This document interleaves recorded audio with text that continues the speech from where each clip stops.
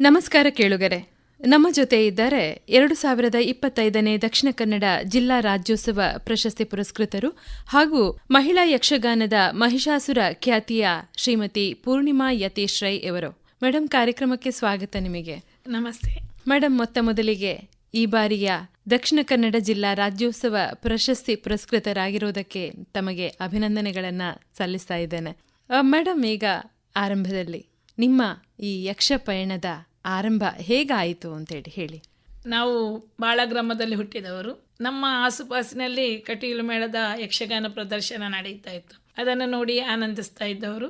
ಶಾಲೆಯಲ್ಲಿ ನಾವೆಲ್ಲ ಪೌರಾಣಿಕ ನಾಟಕ ಹಾಗೂ ನೃತ್ಯಗಳಲ್ಲಿ ಭಾಗವಹಿಸ್ತಾ ಇದ್ದೆ. ನಮ್ಮ ಅಣ್ಣ ಹವ್ಯಾಸಿ ಕಲಾವಿದರು ಹೌದು, ನಾಟಕ ಕಲಾವಿದರು ಹೌದು, ಉದ್ಯಮಿ ಹೌದು. ನಮ್ಮ ಅಣ್ಣನ ಆಸಕ್ತಿಯಂತೆ ಒಂದು ಸಲ ನಾವು ಪುಣ್ಯಕೋಟಿ ಎಂಬ ಯಕ್ಷಗಾನ ಪ್ರದರ್ಶನದಲ್ಲಿ ಗಂಗೆ ಗೌರಿ ಅಂತ ಪಾತ್ರಗಳಿಗೆ ನಮ್ಮನ್ನು ಸೇರಿಸಿಕೊಂಡ್ರು. ಆವಾಗ ಶಿವರಾಮ್ ಪಣಂಬುರವರು ನಿರ್ದೇಶನ ಮಾಡಿದಂಥ ಪುಣ್ಯಕೋಟಿ. ನಾವು ಅಕ್ಕ ತಂಗಿಯಂದ್ರು ಮೂವರಿದ್ದೆವು. ಆ ಸಂದರ್ಭ ಒಳ್ಳೆಯ ಪ್ರದರ್ಶನ ಕಂಡಿತು. ಅಥವಾ ಅದರಲ್ಲಿ ಬೇರೆಯವರು ಕೂಡ ಭಾಗವಹಿಸಿದ್ರು, ಮಹಿಳೆಯರು. ಇದನ್ನು ಕಂಡಂತಹ ನಮ್ಮಣ್ಣ ಮಹಿಳಾ ತಂಡವನ್ನು ಕಟ್ಟಿದರೆ ಹೇಗೆ ಎಂಬುವಂಥ ಆಲೋಚನೆ ಮಾಡಿದರು. ಬಹಳ ಕಷ್ಟದ ವಿಷಯ ಅದು. ಆ ಸಂದರ್ಭದಲ್ಲಿ ಮಹಿಳೆಯರಿಗೆ ಅಂತಹ ಅವಕಾಶಗಳು ಇಲ್ಲ.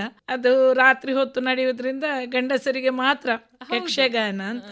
ಆದ್ರೂ ನಮ್ಮ ಅಣ್ಣ ಒಂದು ಧೈರ್ಯ ಮಾಡಿಕೊಂಡು ನಮ್ಮನ್ನು ಮೂವರನ್ನು ಸೇರಿಸಿಕೊಂಡು ತದನಂತರದಲ್ಲಿ ಆಸುಪಾಸಿನ ಎಲ್ಲ ಮಹಿಳೆಯರನ್ನು ಸೇರಿಸಿಕೊಂಡು 1989ರಲ್ಲಿ ಶ್ರೀ ಮಹಾಗಣಪತಿ ಮಹಿಳಾ ಯಕ್ಷಗಾನ ಸಂಘ ಬಾಳ ಕಾಟಿಪಳ್ಳ ಅಂತ ಒಂದು ಸ್ಥಾಪನೆ ಮಾಡಿದ್ರು. ಸುಮಾರು 30 ಮಹಿಳೆಯರಿದ್ರು. ನಾನು ಬಾಲ್ಯದಲ್ಲಿರುವ ನನಗೆ ಸಣ್ಣ ಪುಟ್ಟ ಪಾತ್ರಗಳು ಸಿಗ್ತಾ ಇತ್ತು. ಪ್ರಥಮ ಪ್ರದರ್ಶನ ಅಭಿಮನ್ಯು ಕಾಳಗ. ಅದರಲ್ಲಿ ನಂದು ಸಾರಥಿಯ ಪಾತ್ರ. ನಮ್ಮ ಅಕ್ಕ ಅಭಿಮನ್ಯು ಆಗಿದ್ರು. ಹಾಗೆ 3 ಅಕ್ಕಂದ್ರು ಇದ್ರು. ಒಬ್ರು ಕೌರವನಾಗಿ, ಒಬ್ರು ದ್ರೋಣನಾಗಿ. ಹಾಗೆ ಆ ನಂತರ ನಾವು ಇಟ್ಟ ಹೆಜ್ಜೆಯನ್ನು ಹಿಂದೆ ಇಡ್ಲಿಲ್ಲ. ನಮ್ಮ ಅಣ್ಣನ ಪ್ರೋತ್ಸಾಹದಿಂದ ಮುಂದುವರಿತಾ ಹೋದೆವು. ಹಾಗೆ ಯಕ್ಷಗಾನದಲ್ಲಿ ನಮ್ಗೆ ಬೆಳೆಯುವುದಕ್ಕೆ ಒಂದು ತಂದೆ ತಾಯಿಯವರ ಪ್ರೋತ್ಸಾಹವೂ ಇತ್ತು, ಆಶೀರ್ವಾದ ಇತ್ತು, ಅಣ್ಣನ ಬೆಂಬಲ ಇತ್ತು. ಹಾಗೆ ಅಲ್ಲಿಂದ ನಾವು ಗೆಜ್ಜೆ ಕಟ್ಟಿ ಮುಂದುವರಿದೆವು. ಆರಂಭದಲ್ಲಿ ನೀವು ಮಾಡಿರುವಂಥದ್ದು ಸೌಮಿತ್ರಿಯ ಪಾತ್ರ ಮಾಡಿದ್ರಿ. ನಂತರದ ದಿನಗಳಲ್ಲಿ ಅದು ಹೇಗೆ ಮುಂದುವರಿಯಿತು ಅಂತ ಹೇಳಿ. ಅಂದ್ರೆ ನಾವು ಪ್ರದರ್ಶನವನ್ನು ಮಾಡಿದ ಮೇಲೆ ನಮ್ಗೆ ಸ್ಪರ್ಧೆಯಲ್ಲಿ ಅವಕಾಶ ಸಿಕ್ಕಿತು. ನಾವು ಹೋಗುವುದ ಬೇಡುವ ಮಹಿಳೆಯರು ಪುರುಷರೊಂದಿಗೆ ನಮಗೆ ಕಷ್ಟ ಅಂತ ಎನಿಸಿದ್ರು. ನಮ್ಮ ಗುರುಗಳು ಶಿವರಾಮ್ ಪಣಂಬುರ ಅವರು ಹೇಳಿದ್ರು, ನಮ್ಮ ತಂಡವನ್ನು ತೆಗೆದುಕೊಂಡು ಹೋಗಲೇಬೇಕೆನ್ನುವ ಹಾಗೆ. ಆ ಸ್ಪರ್ಧೆಯಲ್ಲಿ ಪುರುಷರೊಡನೆ ನಮ್ಮ ಒಂದು ಮಹಿಳಾ ತಂಡ, ಅದರಲ್ಲೂ ಕೂಡ ನಾವು ಒಳ್ಳೆಯ ಪ್ರದರ್ಶನವನ್ನು ನೀಡಿ ವೈಯಕ್ತಿಕ ಬಹುಮಾನಗಳನ್ನು ಪಡೆದೆವು. ಅದರಿಂದ ಪ್ರೇರಿತರಾಗಿ ಮತ್ತೆ ನಾವು ಹಿಂದೆ ನೋಡ್ಲೇ ಇಲ್ಲ. ನಾನು ಹೀಗೆ ಅಭಿಮನ್ಯು ಕಾಳಗದ ಪ್ರಸಂಗದ ನಂತರ ದಕ್ಷದ್ವರ, ಮಹಿಷಮರ್ದಿನಿ ಈ ರೀತಿಯ ಪ್ರಸಂಗಗಳೆಲ್ಲ ನಡೆಯುತ್ತಿರುವಾಗ ಸಣ್ಣ ಪುಟ್ಟ ಪಾತ್ರಗಳನ್ನೇ ಮಾಡಿದವಳು. ಆದ್ರೂ ನನಗೆ ಆಸಕ್ತಿ ಹೆಚ್ಚಿತ್ತು. ನಮ್ಮ ಅಕ್ಕಂದರಿಗೆಲ್ಲ ಹೇಳಿಕೊಡುವಾಗ ಹಿಂದಿನಿಂದ ಅದರ ಅರ್ಥಗಳನ್ನು, ನಾಟ್ಯಗಳನ್ನು ಕಲಿತು ಹಿಂದಿಂದ ಅಭಿನಯಿಸ್ತಾ ಇದ್ದೆ. ನಾವು ಸುಮಾರು ಪ್ರದರ್ಶನ ಕಂಡಿದ್ದೇವೆ. ಆಗ ಮಹಿಳಾ ತಂಡವೇ ಹೆಚ್ಚು ಇರ್ಲಿಲ್ಲ, 1-2 ಇತ್ತು. ಅದು ನಮ್ಮ ತಂಡಕ್ಕೆ ಒಳ್ಳೆ ಬೇಡಿಕೆ ಇತ್ತು. ಹಾಗಾಗಿ ಪ್ರದರ್ಶನವನ್ನು ನೀಡ್ತಾ ನಾವು ಅಂದ್ರೆ ಅದರ ಬಗ್ಗೆ ತುಂಬಾ ಆಸಕ್ತಿ ಹೊಂದಿದ ನಂತರ ನಮ್ಮ ಅಕ್ಕ ಅರ್ಜುನ ಮಾಡ್ತಾ ಇದ್ರು. ಆ ಸಂದರ್ಭದಲ್ಲಿ ಅಕ್ಕನಿಗೆ ಒಂದು ದಿವಸ ಕಷ್ಟ ಆದ ಕೂಡಲೇ ನನ್ನನ್ನು ಸಡನ್ ಆಗಿ ಅರ್ಜುನನಿಗೆ ಕಳುಹಿಸಿಕೊಟ್ರು. ಅದ ಅರ್ಥಗಳನ್ನು ಕೇಳಿ ಗೊತ್ತಿದ್ದ ಕಾರಣ ನಾವು ಆ ಪಾತ್ರವನ್ನು ನಿಭಾಯಿಸಿದೆ. ಕಷ್ಟ ಆಗ್ಲಿಲ್ಲ. ಅಂದ್ರೆ ಅದ್ರಲ್ಲಿ ಆಸಕ್ತಿ ಇತ್ತು. ಅದ್ರ ಬಗ್ಗೆ ನಮ್ಗೆ ಎಲ್ಲ ಪಾತ್ರಗಳ ಬಗ್ಗೆ ನಾವು ಗಮನ ಹರಿಸ್ತಾ ಇದ್ದ ಕಾರಣ ಸುಲಭವಾಗಿ ನನ್ಗೆ ಅದನ್ನು ನಿಭಾಯಿಸ್ಲಿಕ್ಕೆ ಆಯ್ತು. ಆ ನಂತರ ನನ್ಗೆ ಅರ್ಜುನ, ದಕ್ಷ ಇಂಥ ಕಿರೀಟ ಪಾತ್ರಗಳೇ ಸಿಗ್ತಾ ಇತ್ತು. ಮತ್ತೆ ತುಳು ಪ್ರಸಂಗಗಳನ್ನು ಕೂಡ ಮಾಡಿದ್ದೀರಿ ನೀವು. ಅದು ಯಾವುದೆಲ್ಲ ಮಾಡಿದ್ದು? ತುಳು ಪ್ರಸಂಗ ಬ್ರಹ್ಮ ಬೈದ್ಯರು, ಮತ್ತೆ ಭಕ್ತ ಮಂಜಣ್ಣೆ, ಮತ್ತೆ ತುಳುನಾಡ ಸಿರಿ. ಆಮೇಲೆ ಇತ್ತೀಚೆಗೆ ಕೂಡ ಕೆಲವೊಂದು ಹೊಸ ಹೊಸ ಪ್ರಸಂಗಗಳನ್ನು ನಾವು ಅಭಿನಯಿಸ್ತಾ ಇದ್ದೇವೆ. ಈಗ ಆರಂಭದಲ್ಲಿ ಮನೆಯ ಪ್ರೋತ್ಸಾಹ ಇತ್ತು, ಅದು ಮುಂದುವರೆದುಕೊಂಡು ಬಂತು. ಮದುವೆಯಾದ ನಂತರದ ದಿನಗಳು ಅದು ಯಾವ ರೀತಿ ನಿಮಗೆ ಪ್ರೋತ್ಸಾಹ ಸಿಕ್ಕಿತು? ನಿಜಕ್ಕೂ ಅದೊಂದು ನನ್ನ ಭಾಗ್ಯ ಅಂತ ಹೇಳ್ಬೇಕು. ಹೆಚ್ಚಿನವರಿಗೆ ತಂದೆ ತಾಯಿಯವರು ಹೇಗೂ ಮನೆಯಲ್ಲಿ ಪ್ರೋತ್ಸಾಹ ಕೊಟ್ಟೇ ಕೊಡ್ತಾರೆ. ಮದುವೆ ನಂತರ ಗಂಡನ ಮನೆಯವರ ಪ್ರೋತ್ಸಾಹ ಇದ್ರೆ ಕೆಲವು ಸಲ ಕುಟುಂಬಿಕರು ಅದಕ್ಕೆ ತಡೆ ಹೊಡ್ತಾರೆ. ಆದ್ರೆ ನನ್ನ ಜೀವನದಲ್ಲಿ ನನಗೆ ನಮ್ದು ಪುತ್ತೂರಿನ ಚಿಲ್ಯಡ್ಕ ಅಂತ ನಮ್ಮ ಮನೆ, ಯತೀಶ್ ರೈ ಅವರು ಇಂಜಿನಿಯರ್ ಆಗಿದ್ದಾರೆ. ಹಾಗೆ ಅವರ ಕುಟುಂಬದ ಮನೆ ನುಳಿಯಾಲು ಅಂತ. ಕುಟುಂಬದವರು ಸಹ ಒಳ್ಳೆ ಎಲ್ಲ ಕಲಾವಿದರು ಆಗಿದ್ದಾರೆ. ಅಂದ್ರೆ ಚಲನಚಿತ್ರದಲ್ಲಿದ್ದಾರೆ, ಸಂಗೀತ ಇದ್ದಾರೆ. ಇತ್ತೀಚೆಗೆ ಧರ್ಮ ಚಾವಡಿ, ಧರ್ಮ ದೈವ ಅದೆಲ್ಲ ಚಲನಚಿತ್ರ ನಮ್ಮ ಕುಟುಂಬದಿಂದಲೇ ಬಂದದ್ದು. ಹೌದು. ಹಾಗೆ ಸುಮಾರು ಜನ, ರಘುನಾಥ್ ಮಾಸ್ಟರ್ ಅಂತ ಮೊದಲು ಹಿರಿಯರವರು ಈಗ ತೀರ್ಕೊಂಡ್ರು, ಅವರೆಲ್ಲ ಮಾಸ್ಟರ್ಗಳಾಗಿ ಯಕ್ಷಗಾನ ತಾಳಮದ್ದಲೆಲ್ಲ ಅಭಿನಯಿಸುವ ಕಾರಣ ಪ್ರತಿಯೊಬ್ಬರು ನನ್ನನ್ನು ಅತ್ಯಂತ ಪ್ರೀತಿಯಿಂದ ಸ್ವೀಕರಿಸಿದ್ದಾರೆ. ನಾನು ಮತ್ತೆ ಎಲ್ಲ ಪಾತ್ರಗಳು ಮಾಡಿ ನಮ್ದು ಮಹಿಳಾ ತಂಡ ಅಂತ ಹೇಳಿ ನನಗೆ 2015 ಕಿತ್ತೂರು ರಾಣಿ ಚೆನ್ನಮ್ಮ ಪ್ರಶಸ್ತಿ ಬಂತು. ಇದಕ್ಕೆಲ್ಲ ಕಾರಣ ನಮ್ಮ ಗಂಡನ ಮನೆಯವರು, ಅತ್ತೆ ಮಾವ ಎಲ್ಲರೂ ಬೆನ್ನು ತಟ್ಟಿ ಪ್ರೋತ್ಸಾಹಿಸ್ತಾ ಇದ್ದಾರೆ ಈಗಲೂ ಕೂಡ. ಮತ್ತೆ ಸಾಮಾಜಿಕ ಪ್ರಸಂಗಗಳಲ್ಲಿ ಕೂಡ ನೀವು ಪಾತ್ರಗಳನ್ನ ನಿರ್ವಹಿಸಿದ್ದೀರಿ. ಅದು ಯಾವುದೆಲ್ಲ? ಅದು ಅಮೃತ ಸೋಮೇಶ್ವರ ಅವರು ಬರೆದ ಸಹನ, ಅದು ಕೆಲವೊಂದು ಹೊಸ ಹೊಸ ಪ್ರಸಂಗಗಳಿತ್ತು. ಅಂತ ಕೆಲವು ಪ್ರಸಂಗಗಳಲ್ಲಿ ನಾವು ಸಾಮಾಜಿಕವಾಗಿ ಕೂಡ ಕೆಲವೊಂದು ಪ್ರಜ್ಞಾ ವಿಜಯದಲ್ಲಿ. ಪ್ರಜ್ಞಾ ವಿಜಯ.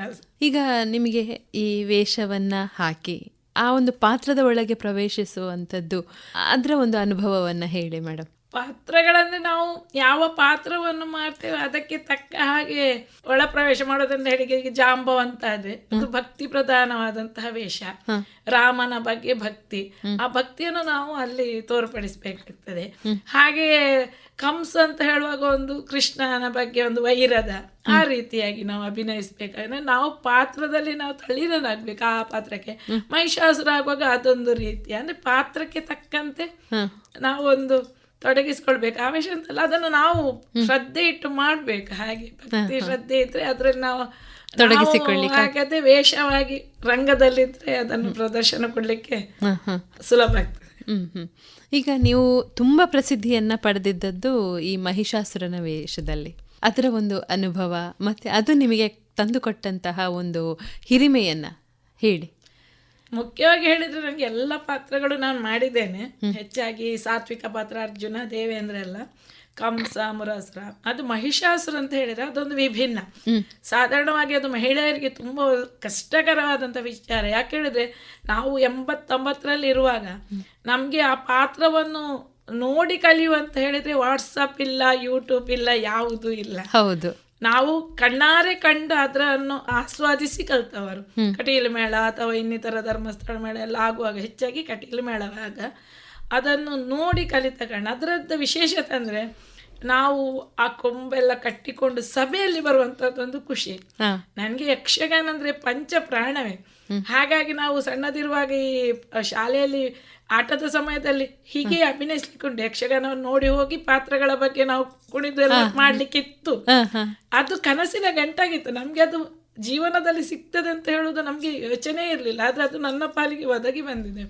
ನನಗೆ ಆ ಸಭೆಯಲ್ಲಿ ಬರುವಾಗ ನಿಜಕ್ಕೂ ಆ ಬೆಂಕಿ ಹಾಕಿಕೊಂಡು ಅಲ್ಲಿ ಬರುವಾಗ ಉರಿ ಆಗ್ತದೆ. ನಮ್ಗೆ ಮಹಿಳೆಯರಿಗೆ ಸ್ವಲ್ಪ ಎಲ್ಲ ಕಟ್ಟಿಕೊಳ್ಳುವಾಗ ಕಷ್ಟವೇ, ಪುರುಷರದ್ದು ಹೇಗೆ ನಿಭಾಯಿಸ್ತಾರೆ. ಆದ್ರೆ ಅದೊಂದು ಏನ್ ಹೇಳ್ತಾರೆ, ಮಹಿಷನ ಬಗ್ಗೆ ಒಂದು ವಿಶೇಷವಾದ ಆಸಕ್ತಿ ಇದ್ದ ಕಾರಣ ಮತ್ತೆ ಅದಕ್ಕೆ ಸ್ವರವು ದೇವರು ಅನುಗ್ರಹಿಸಿದ್ದಾರೆ. ಹಾಗಾಗಿ ಹೆಚ್ಚಿನದನ್ನು ನಾನು ಅದರ ಬಗ್ಗೆ ಸ್ವಲ್ಪ ಕಾನ್ಸಂಟ್ರೇಷನ್ ಕೊಟ್ಟು ಕುಣಿಯುವಂಥದ್ದಾಗ್ಲಿ, ಮಾತಾಡೋದಾಗ್ಲಿ ಅದರೊಂದು ವಿಭಿನ್ನ. ಯಾಕೆ ಹೇಳಿದ್ರೆ ಅದು ಒಂದು ಕೋಣನ ಆಕೃತಿಯನ್ನು ನಾವು ತರಬೇಕು. ನಡೆಯುವ ನಡೆ, ಅದು ಮಾಡುವಂತಹ ಮಾತುಗಳಾಗ್ಲಿ ಅಥವಾ ಎಲ್ಲ ಪ್ರತಿಯೊಂದು ನಮ್ಮ ಆ ಅಭಿನಯಗಳು ಆ ಕೋಣದ ಆಕೃತಿ ಎಲ್ಲ ಪಾತ್ರಗಳಿಂದ ವಿಭಿನ್ನವಾಗಿದ್ದ ಕಾರಣ ನಮ್ಗೆ ಖುಷಿ ಉಂಟು. ಹಾಗಾಗಿ ಅದರಲ್ಲೊಂದು ಹೆಜ್ಜೆ ಮುಂದೆ ಇಟ್ಟುಕೊಂಡು ಆ ಕಾಲದಲ್ಲಿ ಮುಂದುವರೆದೆ. ಹೆಚ್ಚಿನ ಕಲಾವಿದರ ಎಲ್ಲ ಪಾತ್ರಗಳನ್ನು ನೋಡಿ ಅದನ್ನು ಮೆಚ್ಚಿ ಹಾಗೆ ಅಭಿನಯಿಸ್ತಾ ಇದ್ದೆ. ಈಗ ಮೇಡಮ್, ಒಂದು ಯೌವನದಲ್ಲಿ ತೊಂದರೆ ಇಲ್ಲ, ಎಲ್ಲ ಪಾತ್ರಗಳನ್ನು ಮಾಡಬಹುದು ಅನ್ನುವಂತಹ ಧೈರ್ಯ ಇರ್ತದೆ. ಇದು ನಾವು ವಯಸ್ಸು ಆಗ್ತಾ ಆಗ್ತಾ ಅದು ಆ ಪಾತ್ರಗಳನ್ನ ಮಾಡ್ಲಿಕ್ಕೆ ಧೈರ್ಯ ಬರ್ತದ ಹೇಗೆ? ಅಂದ್ರೆ ಕುಣಿಲಿಕ್ಕೆ ಆ ಶಕ್ತಿ ಸಾಕಾಗ್ತದ ಹೇಗೆ? ನಿಜಕ್ಕೂ ಬಾಲ್ಯದಲ್ಲಿ ಸ್ವಲ್ಪ ಶಕ್ತಿ ಹೆಚ್ಚೆ, ಈಗ ನಮ್ಗೆ ಶಕ್ತಿ ಕಡಿಮೆ. ಆದ್ರೆ ಕುಣಿಲಿಕ್ಕೆ ಮನಸ್ಸು ಮುಖ್ಯ. ನಾವು ನಮ್ಮ ಮನಸ್ಸನ್ನು ಅದಕ್ಕೆ ಒಪ್ಪಿಕೊಂಡ್ರೆ ಖಂಡಿತವಾಗಿಯೂ ಸಾಧ್ಯ ಆಗ್ತದೆ. ನಮ್ಗೆ ಮತ್ತೇನಾಗ್ತದೆ, ಈಗ ನಮ್ಮನ್ನು ತಯಾರು ಮಾಡಿದವರು ರಮೇಶ್ ಶೆಟ್ಟಿ ಬಾಯರ್ ಅಂತ, ಅವರು ಒಳ್ಳೆ ಹಿಮ್ಮೇಳ ಮತ್ತು ಮುಮ್ಮೇಳ ಕಲ. ಅವರು ನಮ್ಗೆ ಬೇಕಾದ ಹಾಗೆ ಆ ಕುಣಿಲಿಕ್ಕೆ ಯಾವ ರೀತಿ ಯಾವ ಪಾತ್ರಕ್ಕೆ ಹೇಗೆ ಕುಣಿಬೇಕು ಅಂತ ಅವರು ಹೇಳಿಕೊಡ್ತಾರೆ. ಆವಾಗ ನಾವು ಒಳ್ಳೆಯ ಚುರುಕಿನ ನಡೆ ಮಾಡಿದ್ರೆ, ಈಗೇನು ಅದೇ ಹೇಳಿದಲ್ಲ, ಮನಸ್ಸು ಇದ್ರೆ ಮಾಡಬಹುದು ಅಂತ. ಬಣ್ಣದ ವೇಷ ಸ್ವಲ್ಪ ಸುಲಭ. ನಿಮ್ಗೆ ಬೇರೆ ಪಾತ್ರಗಳಾಗುವಾಗ ಸ್ವಲ್ಪ ನಾವು ದೀಂಗಿಣ ತೆಗಿಲಿಕ್ಕೆಲ್ಲ ಸ್ವಲ್ಪ ಶಕ್ತಿ ಹಾಕ್ಬೇಕು. ಇಲ್ಲದ್ರೆ ನಿಜಕ್ಕೂ ನೀವು ಹೇಳಿದಾಗ ನಮ್ಮ ಪ್ರಾಯ ಆದಾಗೆ ನಮ್ಮದು ಸ್ವಲ್ಪ ಕಡಿಮೆ ಆಗ್ತದೆ. ಆದ್ರೆ ದೇವರ ದಯದಲ್ಲಿ ನನ್ಗೆ ಏನೋ ದೇವರು ಶಕ್ತಿ ಕೊಟ್ಟಿದ್ದಾರೆ. ಮುಖ್ಯವಾಗಿ ಹೇಳಿದ್ರೆ ನಾನು ಯಕ್ಷಗಾನ ಕಲಿಸ್ತಾ ಇರುವ ಕಾರಣ ನನಗೆ ನಿತ್ಯ ಒಂದು ಎಕ್ಸಸೈಸ್ ಆದಾಗೆ ಆಗ್ತದೆ. ಅದರಲ್ಲೇ ನಾನು ಇರ್ತೇನೆ. ಮತ್ತೆ ಅದೇ ನಾನು ಹೇಳಿದಲ್ಲ, ಯಕ್ಷಗಾನ ಅಂದ್ರೆ ಪ್ರಾಣ. ಅದು ರಂಗಕ್ಕೆ ಹೋದ ಮೇಲೆ ಆರೋಗ್ಯ ಆಗ್ಲಿ ಪ್ರಾಯ ಆಗ್ಲಿ ನಮ್ಗೆ ನೆನಪಿಗೆ ಬರುವುದಿಲ್ಲ. ಹಾಗೆ ಮಾಡ್ಕೊಂಡು ಕೆಲವರಿಗೆ ಆರೋಗ್ಯದ ದೃಷ್ಟಿಯಲ್ಲಿ ಸ್ವಲ್ಪ ಹೆಚ್ಚು ಕಡಿಮೆ ಆಗ್ತದೆ. ಹುಡುಗರಾಗೆ ನಮ್ಗೆ ಆಗುದಿಲ್ಲ. ಅಂದ್ರೆ ಮನೆಯ ಒತ್ತಡ ಇರ್ತದೆ, ಮತ್ತೆ ಮಕ್ಕಳನ್ನು ಶಾಲೆಗೆ ಕಳಿಸ್ಬೇಕು, ಬೆಳಿಗ್ಗೆದ್ದು ಮಾಡ್ಬೇಕು, ಮತ್ತೆ ಸಂಜೆ ಬಂದು ಮನೆಯದ್ದೆಲ್ಲ ವ್ಯವಸ್ಥೆ ಇರುವಾಗ ಸ್ವಲ್ಪ ನಮ್ಗೆ ಕಷ್ಟ ಆಗ್ತದೆ. ಆದ್ರೆ ಅದ್ರಲ್ಲಿ ಆಸಕ್ತಿ ಇದ್ರೆ ಯಾವುದು ಕಷ್ಟ ಅಲ್ಲ. ಹೌದು, ಖಂಡಿತ. ಈಗ ನೀವು ಸ್ತ್ರೀವೇಷಗಳನ್ನು ಮಾಡಿದ್ದೀರಿ. ಸ್ತ್ರೀವೇಷ ಹೇಳಿದ್ರೆ ಮೊದಲು ಸಣ್ಣ ಪುಟ್ಟ ಅಂತ ವೇಷಗಳನ್ನು ಮಾಡಿದೆ, ಮತ್ತೆ ದೇವಿ ಮಾಡಿದ್ದೆ. ಮತ್ತೆ ನನ್ನ ದೇಹಕ್ಕೆ ಶ್ರೀವೇಷ ಹೋಗ್ಲಿಲ್ಲ, ಪುರುಷ ವೇಷದತ್ತೆ ನಾನು ಮನ ಮಾಡಿದ ಅದೇ ಮಾಡ್ತಾ ಇದ್ದೆ. ಈಗ ನಿಮ್ಮದೊಂದು ಮಹಿಷಾಸುರನ ಪಾತ್ರಗಳನ್ನ ಅತಿ ಹೆಚ್ಚು ಮಾಡಿರೋದ್ರಿಂದ ಈಗ ಮಹಿಷಾಸುರನ ಒಂದು ಪ್ರಸಂಗದ ಒಂದು ತುಣುಕು ನಮ್ಮ ಕೇಳುಗರಿಗಾಗಿ. ಅಮ್ಮೋ, ರಾರಾಜಿಸುವಂತಹ ರಾಜಾಂಗಣದಲ್ಲಿ ರಾಜಕುಮಾರರ ಜೊತೆ ಆಟವನ್ನಾಡುತ್ತಿರುವಂತಹ ಸಂದರ್ಭ. ತಾಯೇ, ನಿಮ್ಮ ದೀರ್ಘವಾದಂತಹ ಧ್ವನಿಯನ್ನಾಲಿಸಿ ಓಡೋಡಿಕೊಂಡು ಬಂದೆ. ತಾಯಿಯೇ, ನೆಲನೋಟಗಳಾಗಿದ್ದೀರಿ, ಕಣ್ಣೀರು ಸುರಿಸುತ್ತಾ ಇದ್ದೀರಿ. ಏನಾಯ್ತಮ್ಮ, ಯಾಕೆ ಈ ದುಃಖ? ಕಂದನಾದಂತಹ ಈ ಮಹಿಷನಲ್ಲಿ ಹೇಳಬಾರದೆ. ಸ್ವರ ಅದಕ್ಕೆ ಸರಿಯಾಗಿ ಬದಲಾವಣೆ ಕೂಡ ಆಗಿದೆ ಅಂತ ಅನ್ಕೊಂಡಿದ್ದಾರೆ ಅಲ್ಲ? ಈಗ ಯಕ್ಷಗಾನದ ಜೊತೆಗೆ ನೀವೊಬ್ಬ ಯಕ್ಷಗಾನ ಶಿಕ್ಷಕಿಯಾಗಿ ಕೂಡ ಕೆಲಸ ನಿರ್ವಹಿಸ್ತಾ ಇದ್ದೀರಿ. ಇದರ ಬಗ್ಗೆ ಹೇಳಿ ಮೇಡಮ್. ಯಕ್ಷಗಾನ ನಾನಂದ್ರೆ ಶಿಕ್ಷಕಿಯನ್ನು ನಮ್ಮ ಗುರುಗಳಾದ ರಮೇಶ್ ಶೆಟ್ಟಿ ಬಾಯರವರು ಕಾಸರಗೋಡಿಂದ ಬರಬೇಕಾಗ್ತದೆ. ಆ ಸಂದರ್ಭ ಕೆಲವು ನಮ್ಮ ಮಹಿಳೆಯರಿಗೆ ಕೆಲವೊಂದು ತೊಡಕುಗಳು ಇರ್ತೇ ಇರ್ತದೆ. ಒಂದು ದಿವಸ ಬರ್ತೇನೆ ಹೇಳ್ತಾರೆ, ಸಂಜೆ ಆಗುವಾಗ ನಮ್ಗೆ ಆಗುದಿಲ್ಲ ಅಂತ ಹೇಳುವವರು ಇರ್ತಾರೆ. ಮರು ದಿವಸ ನಮ್ಗೆ ಕಾರ್ಯಕ್ರಮ ಉಂಟು ಅಂತ ಆಗುವಾಗ ಬೇರೆ ಆ ಪಾತ್ರಕ್ಕೆ ನಾವು ಸಿದ್ಧಪಡಿಸ್ಬೇಕು. ನಮ್ಗೆ ಕಷ್ಟ ಅಂತ ಹೇಳಿದ್ರೆ ಪುರುಷರಾದ ಎಷ್ಟೋ ಕಲಾವಿದರಿದ್ದಾರೆ, ಮಹಿಳೆಯರನ್ನು ಹಾಗೆ ಸಡನ್ ಆಗಿ ಕರ್ಕೊಂಡು ಹೋಗ್ಲಿಕ್ಕೆ ಆಗುದಿಲ್ಲ ನಮ್ಗೆ. ಆ ಸಂದರ್ಭದಲ್ಲಿ ನಮ್ಮ ತಂಡದ ಯಾರ ಒಳ್ಳೆ ಕಲಾವಿದರಿದ್ದಾರೆ ಅವರನ್ನು ಕರೆದು ಅವರಿಗೆ ಆದ ಪಾತ್ರದ ಬಗ್ಗೆ ಹೇಳಿಕೊಡ್ಬೇಕು. ಅದನ್ನು ನಾನೇ ಮಾಡ್ತಾ ಇದ್ದೆ ಮನೆಯಲ್ಲಿ. ನಮ್ದು ಯಕ್ಷವೇಬ ಅಂತ ಕಾಟಿಬಳ್ಳ, ಅಲ್ಲಿ ಮಕ್ಕಳನ್ನು ಕರೆಸಿ ಅವರಿಗೆ ಎಲ್ಲ ಹೇಳಿಕೊಟ್ಟು ಮರು ದಿವಸಕ್ಕೆ ನಾವು ಕರ್ಕೊಂಡು ಹೋಗ್ತಾ ಇದ್ದೇವೆ. ಹಾಗೆ ಹೇಳಿಕೊಟ್ಟು ನನಗೆ ಅಭ್ಯಾಸ ಆಗಿತ್ತು. ಮತ್ತೆ ಗುರುಗಳು ಹೇಳಿಕೊಡುವಂತಹ ಕ್ರಮಗಳನ್ನು ನಾನು ನೋಡ್ತಾ ಇದ್ದೆ, ಅದನ್ನೇ ಮಕ್ಕಳಿಗೆ ಹೇಳಿಕೊಡ್ತಾ ಇದ್ದೆ. ಶಾಲೆಗಳಲ್ಲಿ ನಾವು ಹೋಗಿ ಕೆಲವು ವಾರ್ಷಿಕೋತ್ಸವಕ್ಕೆಲ್ಲ ಕಲಿಸ್ತಾ ಇದ್ದೆ. ಅಂದ್ರೆ ಗುರುಗಳು ಹೀಗೆ ಹೇಳಿಕೊಡಿ ಅಂತ ಹೇಳುವಾಗ ಆವಾಗ ನಮ್ಗೆ ಈಗಿನ ಹಾಗೆ ಯಕ್ಷ ಶಿಕ್ಷಣ ಸಿಗ್ಲಿಲ್ಲ. ಈಗಿನ ಮಕ್ಕಳು ಪುಣ್ಯವಂತರು, ಹೌದು, ಎಲ್ರಿಗೂ ಬೇಕಾದ ಹಾಗೆ ಎಲ್ಲ ಯಕ್ಷ ಶಿಕ್ಷಣದ ವ್ಯವಸ್ಥೆ ಇರುವ ಕಾರಣ ಹೆಚ್ಚಿನ ಶಾಲೆಗಳು ಒಳ್ಳೆಯ ಪೂರ್ವರಂಗದಿಂದ ಅಭ್ಯಾಸ ಮಾಡ್ಲಿಕ್ಕೂ ಅವಕಾಶ ಇದೆ. ನಮ್ಗೆ ಹಾಗಿರ್ಲಿಲ್ಲ, ಪ್ರಸಂಗಕ್ಕೆ ನೇರವಾಗಿ ನಾವು ಸಿದ್ಧ ಆಗ್ತಾ ಇದ್ದಾಗ ಹಾಗೆ ಮಕ್ಕಳಿಗೆ ಹೇಳಿಕೊಡ್ತಾ ಇದ್ದಾಗೆ ಇವರು ನಮ್ಮ ಗುರುಗಳ ನಾವು ಮತ್ತೆ ನನಗೆ ಹೇಳಿಕೊಡ್ಲಿಕ್ಕೆ ಸುಲಭ ಆಯ್ತು. ನಾವು ಹಿಮ್ಮೇಳ ಕಲ್ತಿದ್ದೆ. ಇವರು ದಿವಂಗತ ಲೀಲಾವತಿ ಬೈಪಡ್ತಾ ದಂಪತಿಗಳಿಂದ, ಹರಿನಾರಾಯಣ ಬೈಪಡ್ತಾ ಇದ್ದ, ನಾನು ಮದ್ದಳೆಯನ್ನು, ನನ್ನ ಅಕ್ಕ ಭಾಗವತಿಕೆ, ಅಣ್ಣ ಭಾಗ, ಹೀಗೆ ಅದನ್ನು ಕಲ್ತ ಕಾರಣ ಯಕ್ಷಗಾನದ ಒಂದು ತಾಳಗಳ ಬಗ್ಗೆ ಸ್ವಲ್ಪ ಜ್ಞಾನ ಇತ್ತು. ಆಮೇಲೆ ಹೇಳಿಕೊಡ್ತಾ ಕೊಡ್ತಾ ನಾವು 2002ರಲ್ಲಿ ಗೋವಿಂದದಾಸ್ ಕಾಲೇಜಲ್ಲಿ ಅಧ್ಯಯನ ಕೇಂದ್ರ ಅಂತ ಮಾಡಿದ್ರು. ನಾನು ಅಲ್ಲಿನ ವಿದ್ಯಾರ್ಥಿನಿ. 1990ರಲ್ಲಿ PUCಗೆ ಅಲ್ಲಿ ಹೋಗಿದ್ದೆ. ಅಲ್ಲಿ ನಾವು ಯಕ್ಷೋತ್ಸವ ಅಂತ STM ಲಾ ಕಾಲೇಜಲ್ಲಿ ಸ್ಪರ್ಧೆ ನಡೆಸ್ತಾ ಇರುವಾಗ ನಾವೆಲ್ಲರೂ ಅದರಲ್ಲಿ ಭಾಗವಹಿಸಿ ಹಲವಾರು ಬಹುಮಾನ ತಂದು ಕೊಟ್ಟಿದ್ದೇವೆ, ತಂಡ ಪ್ರಶಸ್ತಿ, ವೈಯಕ್ತಿಕ ಎಲ್ಲ. ಹಾಗಾಗಿ ಅವರು ನನ್ನನ್ನೇ ಅಲ್ಲಿ ಗುರುಗಳಾಗಿ ಆಯ್ಕೆ ಮಾಡಿದ್ರು. ನಮ್ಮ ಗುರುಗಳ ಆಶೀರ್ವಾದ ಮಾಡಿದ್ರು, ನೀನು ಕಲಿಸಿಕೊಡ್ಲಿಕ್ಕೆ ಅರ್ಹಳಿದ್ದಿ, ನೀನು ಮಾಡು ಅಂತ. ಹಾಗೆ ಅಲ್ಲಿಂದ ನಾನು ಮಾಡಿಕೊಂಡು ಸುಮಾರು ಶಾಲೆಗಳಲ್ಲೆಲ್ಲ ಉಚಿತವಾಗಿ ಮಾಡ್ತಿದ್ದೆ. ಅದು ನಾನು ಫೀಸ್ ಅಂತ ತಗೊಳ್ತಾನೆ ಇರ್ಲಿಲ್ಲ, ಫ್ರೀಯಾಗಿ ಹೆಚ್ಚಿನ ಸಂಘ ಸಂಸ್ಥೆಗಳಿಗೆ, ಶಾಲೆಗಳಿಗೆ ಎಲ್ಲ ಹೇಳಿಕೊಂಡು ಡೆಲ್ಲಿ ಪಬ್ಲಿಕ್ ಸ್ಕೂಲು ಮತ್ತೆ ಗಣೇಶ್ಪುರ, ಆಮೇಲೆ ಕೆಲವೊಂದು ಶಾಲೆಗಳಿಗೆಲ್ಲ ಕೆಲವೆಲ್ಲ ಅತಿಥಿ ಕಲಾವಿದರಿಗೆ ನಿರ್ದೇಶಕರಿಗೆ ಹೋಗಿ ಹೇಳಿಕೊಡ್ತಾ ಇದ್ದೆ.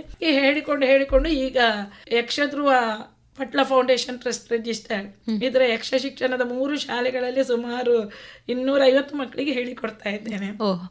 ಹಾಗೆ ವೈಯಕ್ತಿಕವಾಗಿ ಕೂಡ ಯಕ್ಷಮಣಿ ಕಲಾ ತಂಡ ಚೇಳಾರು, ಯಕ್ಷ ಪೂರ್ಣಿಮಾ ತರಬೇತಿ ಕೇಂದ್ರ ಸುರತ್ಕಲ್ ಅಂತ, ಮತ್ತೆ ಭಾರತಿ ಎಜುಕೇಶನ್ ಟ್ರಸ್ಟ್ ಅಲ್ಲಿ, ಮಧ್ಯ ಶಾಲೆಯಲ್ಲಿ, ವೆಂಕಟರಮಣ ಶಾಲೆ, ಹೀಗೆ ಎಲ್ಲಾ ಕಡೆಗಳಲ್ಲಿ ಹೇಳಿಕೊಡ್ತಾ ಇದ್ದೇನೆ. ಒಂದು 400-500 ಮಂದಿ ಮಕ್ಕಳು ಕಲಿತಾ ಇದ್ದಾರೆ. ಹೌದು, ಮುಂದಿನ ಜನಾಂಗಕ್ಕೆ ನಮ್ಮ ಯಕ್ಷಗಾನದ ಪರಿಚಯವನ್ನು ನೀವು ಮಾಡ್ತಾ ಇದ್ದೀರಿ.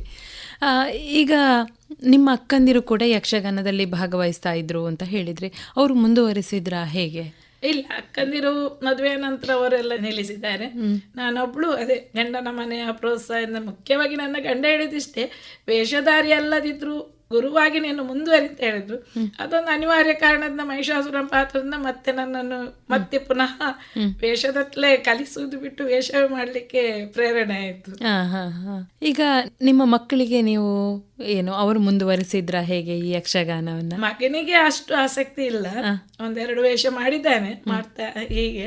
ಮಗಳು ನನ್ನ ಜೊತೆಯಲ್ಲಿ ಕಲಿತಾ ಇದ್ದಾಳೆ, ಅವಳು Nitte engineering college 3rd year ಈಗ.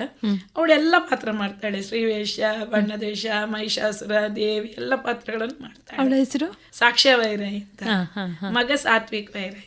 ಈಗ ಮೇಡಮ್, ಈಗ ನಿಮ್ಮ ಇಷ್ಟದ ಯಾವುದಾದ್ರೂ ಒಂದು ಪ್ರಸಂಗದ ಒಂದು ತುಣುಕನ್ನ ನಮ್ಮ ಕೇಳುಗರಿಗಾಗಿ. ಅರರೇ, ಏನು ಆಶ್ಚರ್ಯವಿದು! ನನಗೆ ವಿರೋಧಿಯೇ ಇಲ್ಲವೆಂದು ಭಾವಿಸಿದೆ. ಆದರೆ ನನ್ನ ಹುಟ್ಟು ವಿರೋಧಿ ಕಂಸ ಬೆಳೆಯುತ್ತಾ ಇದ್ದಾನೆ ಎಂಬುದನ್ನು ತಿಳಿದು ಆತನನ್ನು ಕೊಂದು ಮುಗಿಸುವ ಉದ್ದೇಶದಿಂದ ನಮ್ಮವರಾದಂತಹ ಪೂತನಿ, ಶಕಟ, ಧೇನುಕ, ವಾತ, ಪ್ರಳಂಬರನ್ನೇ ಕಳುಹಿಸಿಕೊಟ್ಟೆ.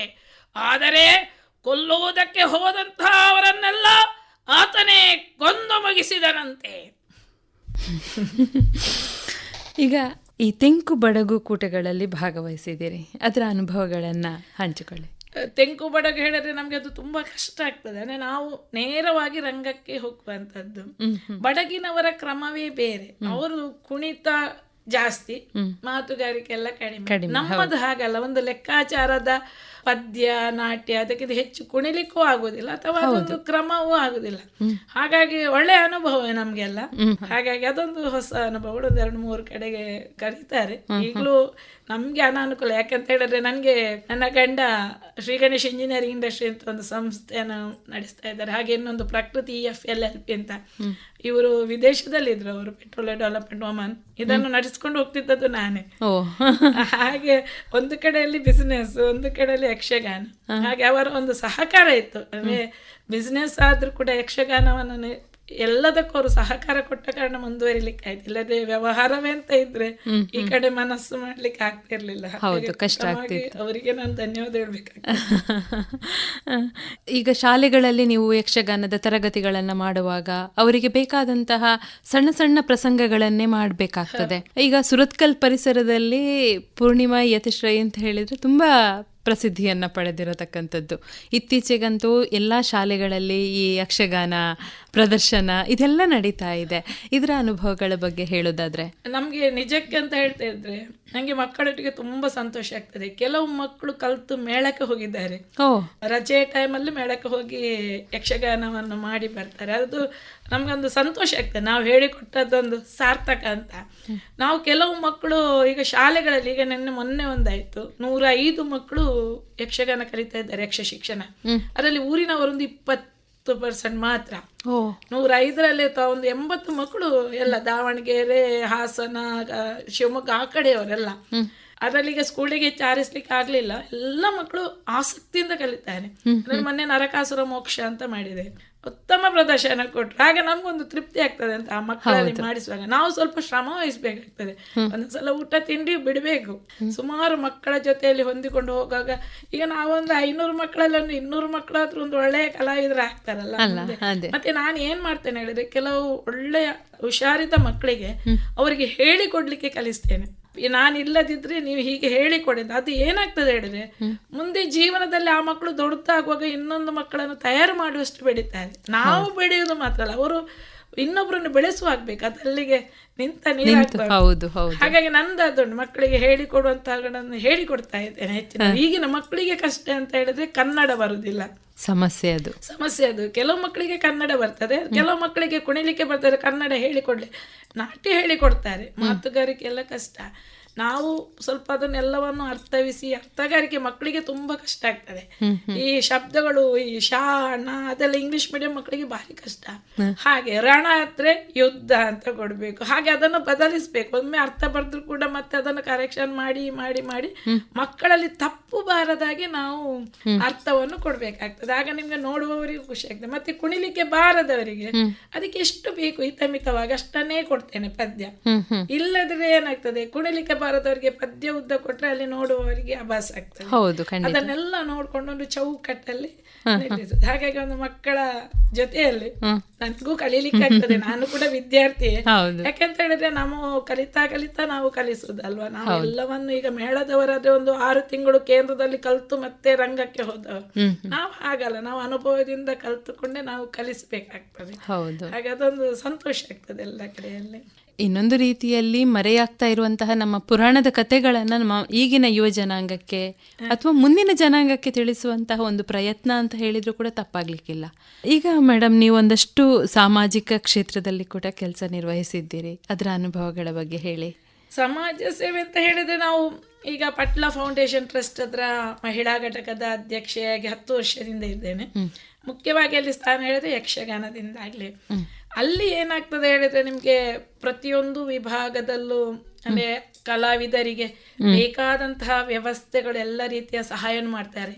ಕಲಿಯುವುದಕ್ಕಾಗ್ಲಿ, ಮದುವೆ ಆಗುವುದಕ್ಕಾಗ್ಲಿ, ಮತ್ತೆ ಆರೋಗ್ಯದ ದೃಷ್ಟಿಯಿಂದ. ಹಾಗಾಗಿ ಅಲ್ಲಿ ನಾವು ಗುರುತಿಸಿಕೊಂಡು ಮತ್ತೆ ನಮ್ಮ ವೈಯಕ್ತಿಕವಾಗಿ ನಾನು ಹೇಳಿದೆಲ್ಲ ಉಚಿತವಾಗಿ ಯಕ್ಷಗಾನ ಹೇಳಿಕೊಟ್ಟ ಕಾರಣ ನನ್ನ ಯಜಮಾನರಿನ ಒಂದು ಸಂಪಾದನೆಯಲ್ಲಿ ನಾವು ಮದುವೆಗೆ ಮಕ್ಕಳಿಗೆ ಅಥವಾ ವಿದ್ಯಾಭ್ಯಾಸಕ್ಕೆ ಅಲ್ಲಿಗಾದ್ರು ಅಥವಾ ಆರೋಗ್ಯಕ್ಕೆ ಸ್ವಂತ ಕೈಯಿಂದ ಖರ್ಚು ಕೊಡ್ತದೆ. ಇತ್ತೀಚೆಗೆ ಎಲ್ಲ ಕಡೆ ನಮಗೆ ಯಕ್ಷ ಶಿಕ್ಷಣದ ವೇತನ ಎಲ್ಲ ಬರ್ತದೆ. ಆದರೂ ಅದನ್ನು ಸಹ ಏನಾದರೂ ಒಂದು ಒಳ್ಳೆಯ ಕಾರ್ಯಕ್ಕೆ ನಾವು ವಿನಿಯೋಗಿಸ್ತೇವೆ. ಕಿತ್ತೂರು ರಾಣಿ ಚೆನ್ನಮ್ಮದಲ್ಲಿ 25,000 ಬಂದದ್ದನ್ನು ಸಹ ಯಕ್ಷಕಲಾ ಆಶ್ರಯ ಅಂತ ಇತ್ತು, ಅದಕ್ಕೆ ಕೊಟ್ಟಿದ್ದೇನೆ. ಯಾಕೆ ಹೇಳಿದ್ರೆ ನನಗೆ ಯಕ್ಷಗಾನದತ್ತು ತುಂಬಾ ಇಷ್ಟ ಆದ ಕಾರಣ, ಮತ್ತೆ ನನ್ನ ಗಂಡನ ಸ್ವಲ್ಪ ಸಹಕಾರ ಮಾಡೋ ಕಾರಣ ಸ್ವಲ್ಪ ಸಮಾಜ ಸೇವೆಗಾಗಿ ನಾವು ತೊಡಗಿಸಿಕೊಳ್ತೇವೆ. ಹಾಗೆ ಈಗ ಒಂದಷ್ಟು ಈ ಯಕ್ಷಗಾನದ ಪ್ರದರ್ಶನಗಳನ್ನು ಬೇರೆ ಬೇರೆ ಕಡೆಗಳಲ್ಲಿ ಕೊಟ್ಟಿದ್ದೀರಿ, ಎಲ್ಲೆಲ್ಲ ಕೊಟ್ಟಿದ್ದೀರಿ ಮೇಡಮ್, ಅದರ ಬಗ್ಗೆ ಹೇಳಿ. ನಾವು ಚೆನ್ನೈ ಹೋಗಿದ್ದೇವೆ, ದೆಹಲಿ, ಮುಂಬೈ, ಕಾಸರಗೋಡು, ಮತ್ತೆ ವಿಶ್ವ ಪಟ್ಲ ಸಂಭ್ರಮ ಅಂತ ದುಬೈಯಲ್ಲಿ ಆಗಿತ್ತು. ಅಲ್ಲಿ ನಾವು 1-2 ಕಲಾವಿದರು ಮಾತ್ರ ಅಭಿನಯಿಸಿದೆ ನಾನು. ಮತ್ತೆ ತಂಡವನ್ನು ಕರೆದುಕೊಂಡು 1-2 ಸಲ ಅವಕಾಶ ಸಿಕ್ಕಿತ್ತು. ಒಂದು ಸಲ ಕುವೈಟ್ ಜಗಳ ಆಯ್ತು, ಮತ್ತೊಂದು ಸಲ ಕೊರೋನಾ ಬಂತು, ತಂಡಕ್ಕೆ ಹೋಗುವಂತ ಅಪರ್ಚುನಿಟಿ ಇತ್ತು. ಮತ್ತೆ ದೆಹಲಿ ಜನ ಎಲ್ಲ ತಂಡಗಳನ್ನು ಕರ್ಕೊಂಡು ಮುಂಬೈಯಲ್ಲಿ 6 ವರ್ಷದಿಂದ ಪ್ರದರ್ಶನ ಕೊಡ್ತಾ ಇದ್ದೇವೆ ನಾವು. ಒಂದು 5 ದಿವಸದ ಕಾರ್ಯಕ್ರಮ, ನಿತ್ಯ ಡೈಲಿ ಒಂದು 5 ದಿನ ಕಾರ್ಯಕ್ರಮ. ನಮ್ದು ಒಂದು 20 ಜನ ಮಹಿಳಾ ಕಲಾವಿದರನ್ನು ಕರ್ಕೊಂಡು ಹೋಗ್ತಾ ಇದ್ದೆ. ಹಾಗೆ ಕರ್ನಾಟಕದಾದ್ಯಂತ ಸುಮಾರು ಕಾರ್ಯಕ್ರಮಗಳನ್ನು ನಾವು ನೀಡಿದ್ದೇವೆ. ಈಗ ಸಾಮಾನ್ಯವಾಗಿ ಶಾಲಾ ಮಕ್ಕಳಿಗೆ ಯಕ್ಷಗಾನವನ್ನ ಕಲಿಸುವ ಒಬ್ಬ ಕಲಾವಿದೆಯಾಗಿ ಮಕ್ಕಳ ವಯಸ್ಸು ಎಷ್ಟು ಇದ್ರೆ ಒಳ್ಳೆಯದು ಈ ಯಕ್ಷಗಾನ ಕಲಿಯುವುದಕ್ಕೆ? ಈಗ ನಾವೊಂದು ಸಣ್ಣ ಮಕ್ಕಳಿಗೆ, ಈಗಿನ ಮಕ್ಕಳು ತುಂಬ ಹುಷಾರು. 1 ವರ್ಷದಿಂದ ಕೆಲವು ಮಕ್ಕಳೆಲ್ಲ, ನಾನು ಕೃಷ್ಣ ವೇಷಕ್ಕೆಲ್ಲ ಹೋಗುವಾಗ ನೋಡ್ತೇನೆ, 1 ವರ್ಷದ ಮಕ್ಕಳು ಒಂದು ಸ್ಟೆಪ್ ಬೈ ಸ್ಟೆಪ್ ಅದನ್ನು ಮಾಡ್ಕೊಂಡು ಹೋಗ್ತಾರೆ, ಅಷ್ಟು ಹುಷಾರಾಗಿದ್ದಾರೆ. ಆದರೂ ಯಕ್ಷಗಾನ ಅಂತ ಹೇಳೋದೊಂದು 6 ವರ್ಷದ ನಂತರವೇ ಒಳ್ಳೇದು. ಯಾಕಂದರೆ ಆ ಪಾದಗಳು ಸ್ವಲ್ಪ ಗಟ್ಟಿ ಬಿದ್ದರೆ ಹೆಜ್ಜೆ ಹಾಕಲಿಕ್ಕೆ ಸುಲಭ ಆಗ್ತದೆ. ಆದರೂ ಈಗಿನ ಹೆಚ್ಚಿನ ತಾಯಿ ತಂದೆಯವರಿಗೆ ಆಸಕ್ತಿ ಇರುವ ಕಾರಣ ಒಂದು 3 ವರ್ಷದಿಂದ ತಂದು ಹಾಕ್ತಾರೆ. ಆ ಮಕ್ಕಳಿಗೆ ಬೇಕಾದಾಗನೇ ನಾವು ಆ ಮಗುವಿನ ಮನಸ್ಸನ್ನು ನೋಡ್ಕೊಂಡು ಹೇಳಿಕೊಡ್ತೇವೆ. ಆ ಮಗು ಹೇಗೆ ಕುಣಿತದೆ ಅಥವಾ ಹೇಗೆ ತಗೊಳ್ತದೆ. ಕೆಲವು ಮಕ್ಕಳ ತಂದೆ ತಾಯಿಗೆ ಆಸಕ್ತಿ, ಮನೆಯಲ್ಲಿ ಕುಣಿತಾರೆ ಅಂತ ಹೇಳಿ ತಂದು ಹಾಕ್ತಾರೆ. ಆ ಮಗು ಕುಣಿಯುವುದಿಲ್ಲ, ಅಂದರೆ ಮನೆಯಲ್ಲಿ ಒಟ್ಟಾರೆ ಕುಣಿತಾರೆ. ಹೆಜ್ಜೆ ಕಲಿಸುವಾಗ ಅದಕ್ಕೆ ಗಮನ ಇರುವುದಿಲ್ಲ. ಕೆಲವು ಮಕ್ಕಳು ಹೆಜ್ಜೆ ಕಲಿತುಕೊಳ್ತಾರೆ. 3 ವರ್ಷದ ಮಗುವಿಂದಲೇ ಹೇಳಿಕೊಡ್ತೇನೆ ನಾನು. ಸುಮಾರು ಮಕ್ಕಳನ್ನ ಪೌರಾಣಿಕ ವೇಷ ಸ್ಪರ್ಧೆಗೆಲ್ಲ ತಯಾರು ಮಾಡ್ತೇನೆ. ಮತ್ತೆ ಮಕ್ಕಳ ಮನಸ್ಸು ಮುಗ್ಧ. ನಾವೊಂದು 100ರಲ್ಲಿ ಒಂದು 50 ನಿಲ್ಲಿಸಬಹುದು, 50 ಆಚೆ ಈಚೆ ಓಡಾಡ್ತಾ ಇರ್ತಾರೆ. ನೀವು ಹೇಳಿದಾಗೆ ತಾಳ್ಮೆ ಬೇಕು, ಸಂಯಮ. ಮತ್ತೆ ನಮಗೆ ಮಕ್ಕಳಂದ್ರೆ ಪ್ರೀತಿ ಅಲ್ಲ, ಒಮ್ಮೊಮ್ಮೆ ಬೈದ್ರು ಕೂಡ ನಿಲ್ತಾರೆ. ಆದ್ರೆ ಅದರಲ್ಲಿ ಕೆಲವು ಮಕ್ಕಳು ಒಳ್ಳೆ ತಗೊಳ್ತಾರೆ. ಮತ್ತೆ ನಾವು ಹೇಳಿಕೊಡೋ ಪಾಠದಲ್ಲಿರ್ತದೆ ಮಕ್ಕಳಿಗೆ ನಾವು ಪ್ರೀತಿಸ್ಬೇಕು, ಆ ಮಕ್ಕಳನ್ನು ಪ್ರೀತಿಯಿಂದ ಕಾಣಬೇಕು, ನೀವು ಮಾಡ್ತಿ ಅಂತ ನಾವು ಮತ್ತೆ ಹೇಳಿಕೊಡುವ ಹಾಗಲೇ ಸುಲಭದಲ್ಲಿ ಹೇಳಿ ಅವರಿಗೆ ಹೆಜ್ಜೆಗಳು. ಈಗ ನಮ್ಗೊಂದು ತಾಳಗಳಿರ್ತದೆ, ಏಕತಾಳ, ಅಷ್ಟತಾಳ ಅಂತ. ಆ ಕುಣಿಯುವಂತ ಹೆಜ್ಜೆಗಳನ್ನು ಸುಲಭ ವಿಧಾನದಲ್ಲಿ ದದ್ದಿಂದ ಕಿಟತಕ ತರಿಗಿಟ ಹೇಳಿದ್ರೆ ಅವುಗಳಿಗೆ ಅರ್ಥ ಆಗುದಿಲ್ಲ. ಅದಕ್ಕೆ ಆ ದದ್ದಿಂದ ಕಿಟತಕ ಹೇಳುವಾಗ ಒಂದು 4 ಹೆಜ್ಜೆ ಹೇಳಿಕೊಡುದು ಆ ತಾಳಕ್ಕೆ ತಕ್ಕ ಹಾಗೆ, ಅಲ್ಲಿ ನಿಲ್ತವೆ ಅವುಗಳು. ಹಾಗೆ ನಮ್ಗೆ ಸ್ವಲ್ಪನೇ ನಾನು ಹೇಳಿದೆಲ್ಲ ಮೊದಲೇ ಕಲ್ತ ಕಾರಣ ಭಾಗವತಿಗಳು ಹೀಗೆ ಧರಣಿ ಪಾಲಕ ಕೇಳು, ಈ ರೀತಿ ನಿಧಾನದಲ್ಲಿ ಅವ್ರಿಗೆ ಕಿವಿಗೆ ಹೇಳುವಾಗೆ ಮಾಡಿದ್ರೆ ಅವುಗಳು ಕುಣಿತವೆ. ಹಿಮ್ಮೆಳದವ್ರು ಬರುವಾಗ ಸ್ವಲ್ಪ ಅವಗಳಿಗೆ ಅರ್ಥ ಆಗುದಿಲ್ಲ. ಆದ್ರೆ ಮಕ್ಕಳ ಆಸಕ್ತಿ ಒಳ್ಳೆ ಉಂಟು. ಈಗ ಗ್ರಾಸ್ಪಿಂಗ್ ಪವರ್ ಎಲ್ಲ ಚೆನ್ನಾಗಿರುತ್ತೆ. ಅವರು ಪಕ್ಕ ತಗೊಳ್ತಾರೆ ಅಂತ ನಾವು ಅವುಗಳಿಗೆ ವೇದಿಕೆ ಕಲ್ಪಿಸಿಕೊಡ್ಬೇಕು ಮಕ್ಕಳಿಗೆ. ನಾನು ಏನ್ ಮಾಡ್ತೇನೆ ಹೇಳಿದ್ರೆ, ಈಗ ಎಲ್ಲ ಕೆಲವು ಕಡೆ 7 ದಿನ 7 ಕ್ಲಾಸ್ ಇದ್ರು ಸಹ ಹೊಸ ಹೊಸ ಪ್ರಸಂಗ ಮಾಡ್ತೇನೆ ನಾನು. ಶ್ರೀ ಮಣಿಕರ್ಣಿಕಾ ದೇವಿ ಮಹಾತ್ಮ ಅದೆಲ್ಲ ಕೆಲವರು ಆಡುದಿಲ್ಲ, ಅಂತ ಪ್ರಸಂಗ ಮಕ್ಕಳಿಗೋಸ್ಕರ ಮಾಡಿಸ್ತೇನೆ. ನಮ್ಮ ತಂಡದ ಈಗ ಹುಷಾರಿದ್ದ ಮಕ್ಕಳನ್ನು ತೆಗೆದುಕೊಂಡು ಹೋಗಿ ಹಾಕಿ ಉಳಿದ ಮಕ್ಕಳಿಗೆ ದೇವೇಂದ್ರ ಬಲಾರ ಅಕ್ಕಸಬಲ ಹಾಗೆ ಕೊಡುವುದಿಲ್ಲ ನಾನು. ನನ್ನದೊಂದಷ್ಟೇ ಕಷ್ಟ ಆಗ್ತದೆ ನನಗೆ, ಆದ್ರೂ ಆ ತಂಡದ ಮಕ್ಕಳಲ್ಲಿ ಮುಖ್ಯ ಪಾತ್ರ ಮಾಡಿಸಿ. ಯಾಕಂದ್ರೆ ಇವತ್ತು ನಾಳೆ ಸರಿ ಆಗುದಿಲ್ಲ, ಮತ್ತೆ ಸರಿ ಆಗ್ತಾರೆ. ಇದೇ ರೀತಿ ಎಲ್ಲ ತಂಡದಲ್ಲಿ ಆ ಪಾತ್ರಗಳಿಗೆ ಹೇಗೆ ಬೇಕು ಹಾಗೆಯೇ ಅವುಗಳಿಗೆ ಅವಕಾಶ ಕೊಟ್ಕೊಂಡು ಮಾಡಿದ ಕಾರಣ ಮಕ್ಕಳು ಬೆಳೀತಾ ಹೋಗ್ತಾರೆ. ಮತ್ತೆ ಇವತ್ತು ಮಾಡಿ ನಾಳೆಗೆ ಕಲಾವಿದರು ಆಗುದಿಲ್ಲ, ಸಾಧ್ಯ ಇಲ್ಲ. ನಾವು ಅವಸರ ಪಡ್ಬಾರ್ದು. ನಾನು ಪೋಷಕರಿಗೆ ಹೇಳೋದು, ಅವಸರ ಪಡಬೇಡಿ. ಈಗ ನಾವು 37 ವರ್ಷ ಸಣ್ಣ ಪುಟ್ಟ ಮಾತ್ರ ಮಾಡಿ ಮಾಡಿ ಮಾಡಿ ಮಾಡಿ ಹಂತವಾಗಿ ಬೆಳೆದಿದ್ದೇನೆ. ಈಗ ಒಂದು ಮಗು ವೇಷ ಮಾಡಿದ ಕೂಡಲೇ ಫೇಸ್ಬುಕ್ ಅಲ್ಲಿ ಹಾಕಿದ್ರು, ಅದೆಲ್ಲ ಮಕ್ಕಳಿಗೂ ಆಗ್ತದೆ ನಾನೊಂದು ದೊಡ್ಡ ಕಲಾವಿದಂತ. ಅದನ್ನು ನಾವು ಹೇಳೋದು, ಮಕ್ಕಳಿಗೆ ಕಲಿಬೇಕು ಅಂತ ಪ್ರೋತ್ಸಾಹ ಮಾಡಬೇಕು. ಹೆಜ್ಜೆ ಹೆಜ್ಜೆ ಹೋಗಿ. ಯಶಸ್ಸು ಅನ್ನೋದು ಶೀಘ್ರವಾಗಿ ಬರುವುದಿಲ್ಲ, ಇವತ್ತಿನಿಂದ ನಾಳೆಗೆ ಸಿಗುವಂತದ್ದಲ್ಲ. ಆ ಮಕ್ಕಳಿಗೆ ಶ್ರದ್ಧೆ ಬೇಕು, ಭಕ್ತಿ ಬೇಕು ಅಂತ ಮಕ್ಕಳು ಇದ್ದಾರೆ ಕಲಿಯುವಂತದ್ದು. ಇವತ್ತು ಹೇಳಿದನ ನಾಳೆ ನನಗೆ ಬಾಯ್ಪಾಠ ಒಪ್ಪಿಸ್ತಾರೆ ಮಕ್ಕಳು. ಮೊನ್ನೆ ಕೂಡ ಒಂದು 3ನೇ ಕ್ಲಾಸಿನ ಮಗು, ಅದು ಎಷ್ಟು ಸ್ಪಷ್ಟವಾಗಿ ಮಾತುಗಳನ್ನು ಕೊಟ್ಟಿದೆ ಹೇಳಿದ್ರೆ ಖುಷಿ ಆಗ್ತದೆ ಅಂತ. ನಮ್ಗೆ ಏನಾಗ್ತದೆ, ನಾವು ಕಲ್ತದ್ದಕ್ಕೆ ಸಾರ್ಥಕ ಅಂತ. ಮತ್ತೆ ಬೆಳೆದವರನ್ನು ನಾವು ಬೆಳೆಸಬಾರ್ದು, ಮಕ್ಕಳಿಗೆ ಪ್ರೋತ್ಸಾಹ ಕೊಡ್ಬೇಕು. ಈಗ ಮೇಡಮ್, ನಿಮ್ಮ ಈ ಯಕ್ಷ ಸೇವೆಯನ್ನ ಗುರುತಿಸಿ ಈ ಬಾರಿಯ ದಕ್ಷಿಣ ಕನ್ನಡ ಜಿಲ್ಲಾ ರಾಜ್ಯೋತ್ಸವ ಪ್ರಶಸ್ತಿ ದೊರಕಿದೆ. 2015ರಲ್ಲಿ ಕಿತ್ತೂರು ರಾಣಿ ಚೆನ್ನಮ್ಮ ಪ್ರಶಸ್ತಿ ಕೂಡ ನಿಮ್ಮ ಪಾಲಿಗೆ ದೊರಕಿದೆ. ಅದಲ್ಲದೆ ಯಕ್ಷರಕ್ಷ ಪ್ರಶಸ್ತಿ, ಯಕ್ಷ ಪ್ರಮೇಳ ಪ್ರಶಸ್ತಿ, ಸಂಕ್ರಾಂತಿ ಪುರಸ್ಕಾರ, ಇದೆಲ್ಲ ಕೂಡ ನಿಮ್ಮ ಈ ಯಕ್ಷ ಸೇವೆಗೆ ಸಂದಂತಹ ಒಂದು ಗೌರವ ಅಂತ ಹೇಳಿದರೆ ತಪ್ಪಾಗ್ಲಿಕ್ಕಿಲ್ಲ. ಈ ಬಗ್ಗೆ ಹೇಳಿ ಮೇಡಮ್, ಈ ಅನುಭವಗಳು ಹೇಗಿತ್ತು ನಿಮಗೆ? ನಿಜಕ್ಕೆ ಹೇಳಿದ್ರೆ, ನಾನು ನಿಮ್ಗೆ ಹೇಳಿದಾಗ ಯಕ್ಷಗಾನ ಅಂದ್ರೆ ಪ್ರಾಣ. ನನಗೆ ಪ್ರಶಸ್ತಿ ಬರ್ತದೆ ಅಥವಾ ನಾನು ಇಷ್ಟು ವರ್ಷ ಮುಂದುವರಿತೇನೆ ಎಂಬ ಕಲ್ಪನೆಯೂ ನನಗಿರ್ಲಿಲ್ಲ. ನಾನು ಅದನ್ನು ಪ್ರೀತಿಸಿಕೊಂಡು ಅದನ್ನು ಆರಾಧಿಸಿಕೊಂಡು ಮುಂದುವರೆದುಕೊಂಡು ಹೋದೆ. ಆ 2015 ಕೆಲವು ಪ್ರಶಸ್ತಿ ಕೊಟ್ಟಿದ್ದಾರೆ, ಸನ್ಮಾನ ಮಾಡಿದ್ದಾರೆ. ಒಂದು ಏನು ಹೇಳಿದ್ರೆ, ಈಗ ನಮ್ಮನ್ನು ಕಂಡು ಇನ್ನೊಬ್ಬರಿಗೆ ಪ್ರೇರಣೆ ಅಂತ ಆಗ್ತದೆ, ಸಮಾಜಮುಖಿ ಕಾರ್ಯದಲ್ಲಿ ತೊಡಗಿಸಿಕೊಳ್ಳುವುದಕ್ಕೆ ನಾವೊಂದು ಮಾದರಿ ಅಂತ ಆಗ್ತದೆ. ಆದಷ್ಟು ಈಗ ಲೀಲಾವತಿ ಬೈಪಡಿತಾಯವರು ಹಿಂದೆ ಮೇಳದಲ್ಲಿ ಹೋಗಿ ಭಾಗವತಿಕೆಯನ್ನು ಮಾಡಿದಾಗ ಇನ್ನೊಬ್ರು ನಮಗೂ ಧೈರ್ಯ ಇರ್ತದೆ, ಅವರು ಮೇಳಕ್ಕೆ ಹೋಗಿದ್ದಾರೆ, ನಾವು ಯಾಕೆ ಹೋಗ್ಬಾರ್ದು ಎನ್ನುವಂತಹ ಒಂದು ದೃಷ್ಟಿಕೋನದಲ್ಲಿ ಇರ್ತದೆ. ಎಲ್ರಿಗೂ ಸಿಗುವುದಿಲ್ಲ. ನನ್ಗೆ ವೇಷದಲ್ಲೇ ಮುಂದುವರಿದೆ. ನಾನು ಹಿಮ್ಮೇಳದಲ್ಲಿ ಹೋಗ್ಲಿಲ್ಲ. ಒಮ್ಮೊಮ್ಮೆ ಹೇಳ್ತಾ ಇದ್ರು, ಮೊದಲೇಗಾರರಾಗಿ ನೀವು ಬರ್ಬೋದಿತ್ತು, ಒಳ್ಳೆ ಮೊದಲೇ ಬಾರಿಸ್ತಾ ಇದ್ರಿ ಅಂತ. ನನಗೆ ಅದರಲ್ಲಿ ಆಸಕ್ತಿ ಇಲ್ಲ, ವೇಷದಲ್ಲೇ ಹೋದೆ. ಪ್ರಶಸ್ತಿ ಬರುವಾಗ ಸಂತೋಷ ಆಗ್ತದೆ. ಯಾಕೆಂತ ಹೇಳಿದ್ರೆ, ನಾವೊಂದಿಷ್ಟು ಮಹಿಳೆಯಾಗಿ ಇಂತಹದ್ದನ್ನೆಲ್ಲ ಕೇಳ್ಕೊಂಡು ಎಲ್ಲರ ಸಪೋರ್ಟ್ ಮೇಲೆ ಬಂದೇವಲ್ಲ ಅಂತ ಹೇಳ್ಕೊಳ್ಳುವಂತ ಒಂದು ವಿಚಾರದಲ್ಲಿ ಖುಷಿ ಆಗಿ. ಕೆಲವರು ಆಡ್ತಾರೆ, ಮಕ್ಕಳು ಪ್ರಶಸ್ತಿಗೋಸ್ಕರನೇ ಮಲ್ಪೇರದ ಅನ್ನ ಅಂತ ಮಾತುಗಳು ಬರ್ತದೆ. ಅದರ ನಂತರ ಈಗ ದಕ್ಷಿಣ ಕನ್ನಡ ಜಿಲ್ಲಾ ರಾಜ್ಯೋತ್ಸವ ಪ್ರಶಸ್ತಿಗೆ ಸಾಧನೆಗೆ ಸಿಕ್ಕುವಂತಹ ಪ್ರಶಸ್ತಿ ಅದು. ಸುಮ್ಮನೆ ಯಾರು ಸಾಧನೆ ಮಾಡದೆ ಕೇಳಿದ್ರೆ ಕೊಡ್ಲಿಕ್ಕಿಲ್ಲ. ಹಾಗೆ ಈ ಸಲ ದಕ್ಷಿಣ ಕನ್ನಡದವರು ಗುರುತಿಸಿದ್ರು. ಇದು ನಮ್ಮ ಮಹಿಳೆಯರಿಗೊಂದು ಸ್ಫೂರ್ತಿ ಅಂತ ನಾನು ಹೇಳ್ತೇನೆ. ಹೌದು, ಖಂಡಿತ. ಪ್ರಶಸ್ತಿ ಎಲ್ಲರೂ ಕೊಟ್ಟಿದ್ದಾರೆ ಅಂದ್ರೆ ಅದು ನಮ್ಗೊಂದು ಬೆಳವಣಿಗೆಗೆ ಕಾರಣ ಆಗ್ತದೆ ಅಂತ ನಾನು ಹೇಳ್ತೇನೆ. ಯಾಕಂತ ಹೇಳಿದ್ರೆ, ಸನ್ಮಾನ ಮಾಡ್ತಾರೆ, ತಲೆಗೊಂದು ದೊಡ್ಡ ಪೇಟ ಇಟ್ಟು ಬಿಡ್ತಾರೆ, ಅದು ಜವಾಬ್ದಾರಿಯ ಪೇಟ. ನೀವು ನಿಲ್ಲಿಸಬೇಡಿ, ಇನ್ನು ಮುಂದುವರಿಸಿ ಅನ್ನುವಾಗ ಅದು ನಮ್ಗೆ ಮರ್ಯಾದೆ ಪ್ರಶ್ನೆ ಆಗ್ತದೆ. ನಮ್ಗೆ ಇಷ್ಟು ಕೊಟ್ಟ ಮೇಲೆ ನಾವು ನಿಲ್ಲಿಸ್ಲಿಕ್ಕಾಗುದಿಲ್ಲ, ಮುಂದುವರಿಸಲೇಬೇಕು. ಹಾಗಾಗಿ ಅದೊಂದು ಪ್ರಶಸ್ತಿ ಎನ್ನುವಂಥದ್ದು ದೇವರ ಅನುಗ್ರಹ. ಯಕ್ಷ ಸಂಘಟಕ್ಕೆ ಆಗಿ ಎಲ್ಲ ಹೆಣ್ಮಕ್ಕಳ ಜವಾಬ್ದಾರಿ ಕಷ್ಟ. ದೆಹಲಿಗೆ ಹೋಗ್ಬೇಕಾದ್ರೆ 4 ದಿನ ಟ್ರೈನಲ್ಲಿ ಹೋಗ್ಬೇಕು. ಕೆಲವರಿಗೆ ಊಟ ಸರಿ ಆಗುದಿಲ್ಲ, ಕೆಲವರು ತಿಂಡಿ ಸರಿ ಆಗುದಿಲ್ಲ. ಅಂಥದ್ದನ್ನೆಲ್ಲ ನಿಭಾಯಿಸ್ಕೊಂಡು ಹೋಗ್ಬೇಕು. ಆರೋಗ್ಯದ ದೃಷ್ಟಿ, ದೇವರ ದಯದಲ್ಲಿ ಸೌಖ್ಯವಾಗಿ ಹೋಗಿ ಎಲ್ಲ ಹೆಣ್ಣುಮಕ್ಕಳನ್ನು ಮನೆಗೆ ಮುಟ್ಟಿಸ್ತೇನೆ. ಹೌದು, ಎಲ್ಲರ ಪ್ರೋತ್ಸಾಹ ಬೇಕು, ಎಲ್ಲರ ಪ್ರೀತಿ ಬೇಕು. ಒಳ್ಳೆಯದು ಮೇಡಮ್. ಇಷ್ಟು ಹೊತ್ತು ನಿಮ್ಮ ಯಕ್ಷ ಪಯಣದ ಆ ಹೆಜ್ಜೆಗಳನ್ನು ನಮ್ಮ ಜೊತೆ ಬಿಚ್ಚಿಟ್ರಿ. ಮುಂದೆ ಕೂಡ ಈ ನಿಮ್ಮ ಯಕ್ಷ ಪಯಣ ನಿರಂತರವಾಗಿ ಸಾಗಲಿ, ಇನ್ನಷ್ಟು ಸಾಧನೆ ಮಾಡಲಿಕ್ಕೆ ದೇವರು ಅನುಗ್ರಹವನ್ನು ಕೂಡ ನೀಡಲಿ ಅಂತ ಹೇಳ್ತಾ ಈ ಕಾರ್ಯಕ್ರಮವನ್ನು ಇಲ್ಲಿ ಮುಗಿಸ್ತಾ ಇದ್ದೇನೆ. ಧನ್ಯವಾದಗಳು. Thank you.